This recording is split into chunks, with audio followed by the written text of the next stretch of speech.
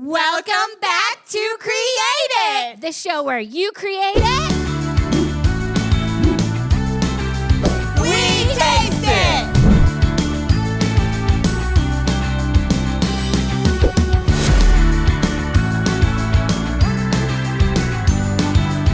Welcome to Create It, the Bacon Edition, the show where you create it and we rate it.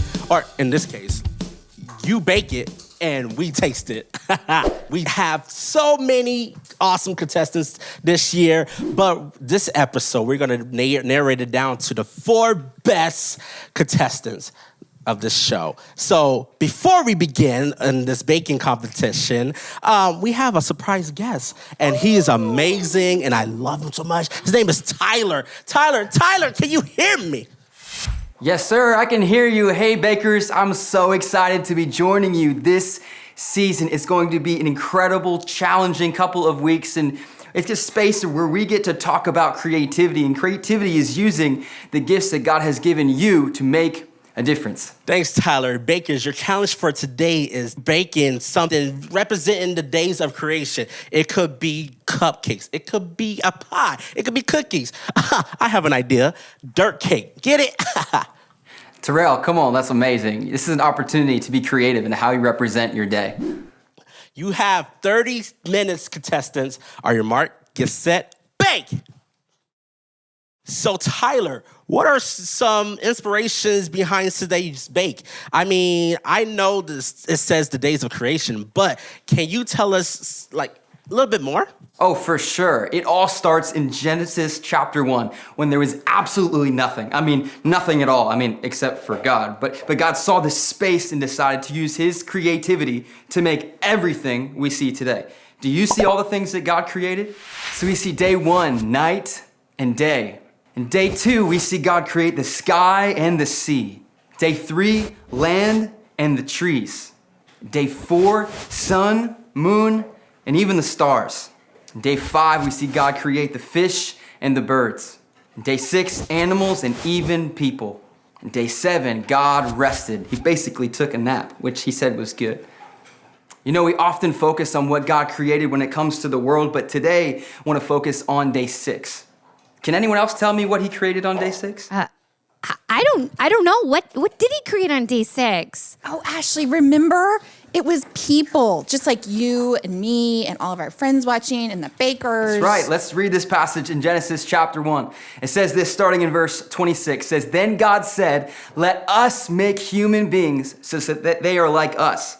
Let them rule over the fish in the seas and the birds in the sky. Let them rule over the livestock and all the wild animals. Let them rule over all the creatures that move along the ground." Verse 27, so God created human beings in his own likeness. He created them to be like himself, and he created them as male and female. Wait. We was made in God's image?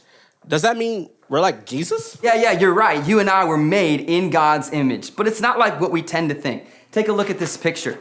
This is a picture of Jesus, and when we think about being made in God's image, it's easy to think about just a picture like this, but that's not all that God meant.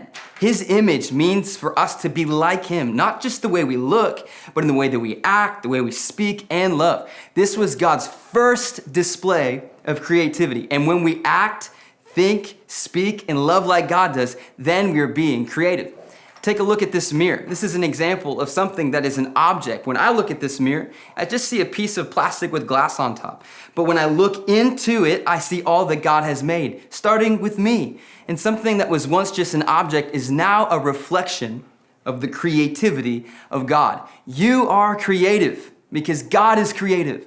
Reflects the characteristics of God. So think about it like this. I am creative because I am made like my Creator. Whoa. I did not realize the importance of being made in God's image. I mean, we all reflect parts of him when we use our creativity. Yeah, and you know what? Speaking of creativity, I am so excited to see what our bakers bring to the table for the story of creation.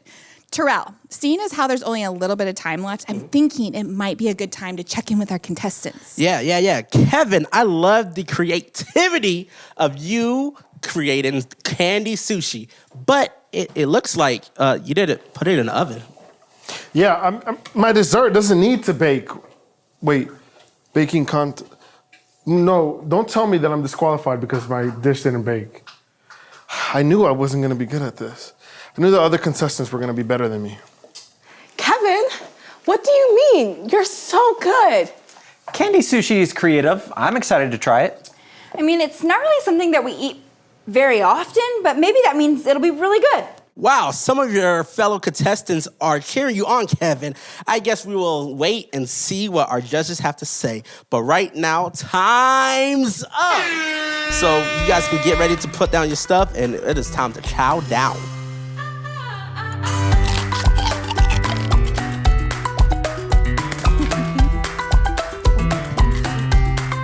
Oh, wow. I know.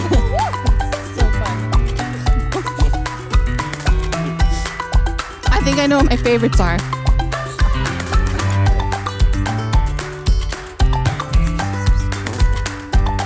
Okay, well, they were all so amazing. They all tasted amazing. And I actually think I know what my favorites are. Lindsey, I don't even know. I mean, it's going to be a tough call. They were all delicious.